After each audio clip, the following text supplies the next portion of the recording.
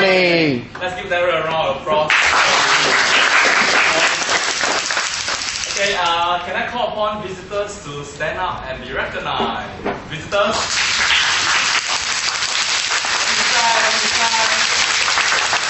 Okay, thank you so much for taking time this morning to be with us. I guess for most of us it's not easy to wake up early. Okay, but with BNI Renaissance you'll realize that waking up early has its advantages, which you will realize later. Okay, first of all, visitors, do remember that later you'll be called upon to share on your trade and profession in 30 seconds. Okay, and meanwhile, while breakfast is being served, continue to eat your breakfast. Okay, next.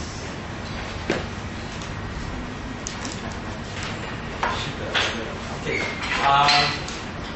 Word of mouth is the most effective form of advertising, okay, as compared to putting ads in the papers or doing direct mailings. Okay. And in BNI, we provide a very structured environment for this development and exchange of quality business referrals between fellow workers. Okay. And so if referrals is an important part of the business, then do consider BNI as an organization. Okay. Very briefly, BNI is founded in 1985 by our founder, Dr. Ivan Meisler in US. Okay. Today, it is the largest networking organization in the world. Okay. It has over 4,600 chapters with over 100,000 members in 37 countries. So when you plug into a BNI network like this, you are effectively plugging into an international network in 37 countries. And last year, a total of 4.9 million referrals were exchanged between members, which generated more than US 1.9 billion worth of business, again, within the members. Okay. In BNI, we only allow one person per profession or trade to join a chapter. Okay, so in a typical chapter like Renaissance, okay, if you have a financial planner, you'll be the only financial planner. Okay. And that's how you lock out your competitor within each chapter. Right, thank you. Next. Okay, without further ado, let me introduce the committee in BNI Renaissance chapter. I'm serving as the president of BNI Renaissance chapter. My role is to help fellow members increase their referral business, okay, as well as to experience financial and personal growth. To assist me, we have our Vice President Shirley. My role is to track the performance of the chapter as well as to chair the membership committee. Thank you, Shirley. Now she looks like she has stage fright. Next, we have our Secretary Treasurer, Brendan. My job as a Secretary Treasurer is to collect the membership dues, handle the chapter finances, and perform secretarial functions. Our secretary has another fear. Y'all can ask him to find out later. Okay, next, our visitor host committee. Basically what they do is they take care of our visitors, alright, and give you the unique Renaissance experience. Okay, in this committee we have Mr. Yao Shilian, who is not able to be able this morning, but being proxied by Priscilla. Nico Chen is also not able to join this morning, proxied by Kelvin. Kelvin, right? Okay. Rina.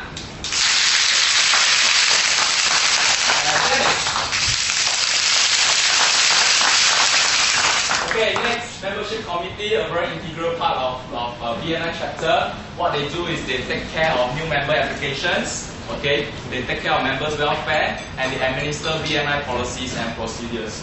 In this committee, we have Jasmine.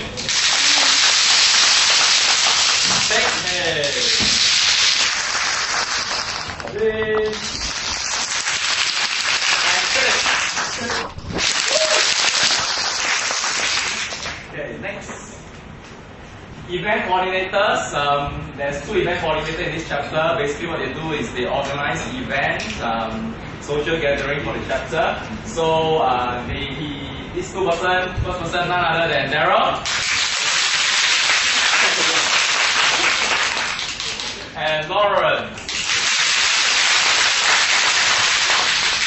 Okay, and last but not list, we have our education coordinator. The education coordinator basically updates and trains fellow members on a weekly basis on networking skills. He's none other than Mr. Patrick, please.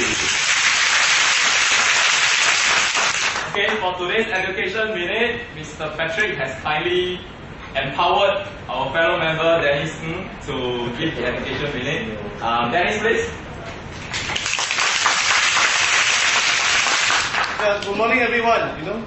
Every year, the company will set certain targets, correct?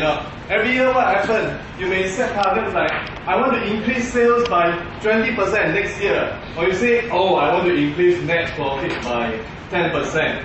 Is that what you do? Yes or no? No. You don't do that. Yeah, so actually, if you are doing that, you are actually focusing on the wrong things. Because sales and profits are the effects, are the results. You cannot change the results. You can only change the causes of the results. So actually, there are only 5 things that you can change. And what are they? So what's the difference? You see, both of these cars are actually using the same chassis. So of course, Philip will explain to you how it works. But actually, one is a Porsche, it can run very fast. The other one runs very slow. So your business can run how fast depends on how you feel it. So what are the 5 things you can control?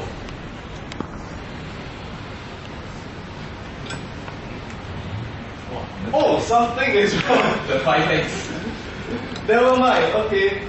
So maybe you want to write down? Do you have a pen? You want to write down?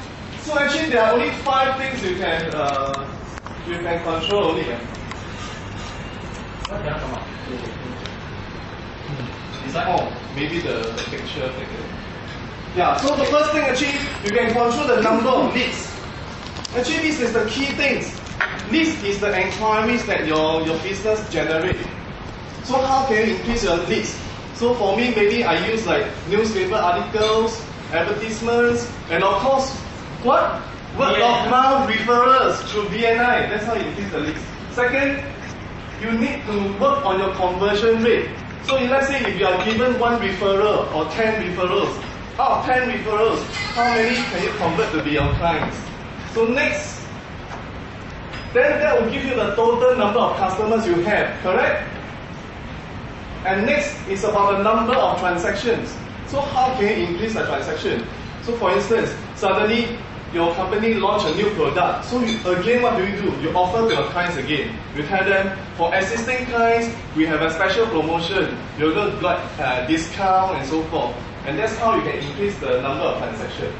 And of course, the 4th one is actually average dollar sale. So, for instance, how does McDonald's increase average dollar sales? Sir, would you like to upsize? Yeah, so that's how they upsell, cross-sell, and so forth. So with that, you've got your sales. So actually you can see sales is your result. And of course multiply by your margin, your profit margin. So how can you increase your profit margin? Very simple. You can add on other products. So some products have higher margin and so forth. Or you can work to increase your volume. So if your overheads are the same, right, your margin will increase. So actually there are only 5 things you can control. It's the leads, the conversion rate, the number of transactions, average dollar sale, and your margin. So, okay, that's all. So remember, the next time if you want to talk about increase in sales and profits, don't focus on sales and profits. These are the only 5 things you can control. Thank you very much.